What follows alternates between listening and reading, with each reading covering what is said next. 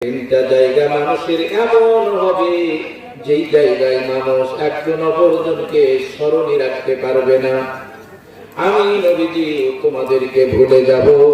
তিনটা জায়গা আমাদের জন্য খুব কঠিন অবস্থা হবে, যে তিনটা জায়গায় একজন মানুষ আর একজনকে স্মরণে রাখতে পারবে না।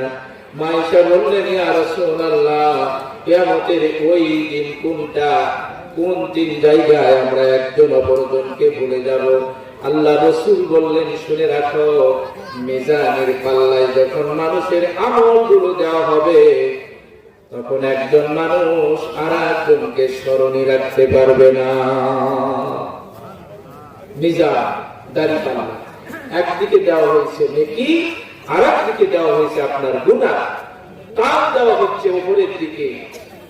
বলুন তো কি অবস্থাটা হবে যদি আমার মিজানের পাল্লা নেকির দিকটা ভারী হয়ে যায়? আল্লাহ রাব্বুল আলামিন বলেন, ফাআম্মা মান সাকুলাত মাওয়াজিনু ফাহুয়া ফি ঈশাতির রাদিয়া। সুবহানাল্লাহ। আল্লাহ বলেন, যার নেকির পাল্লা ভারী হয়ে যাবে, জান্নাতে যাওয়ার জন্য লক্ষ লক্ষ নেকির দরকার পড়বে না। গুনার চাইতে আমার আপনার নেকির পাল্লাটা যদি সামান্যতম ভারী হয়ে যায়, হাসতে হাসতে আল্লাহর বান্দা জান্নাতে চলে যাবে।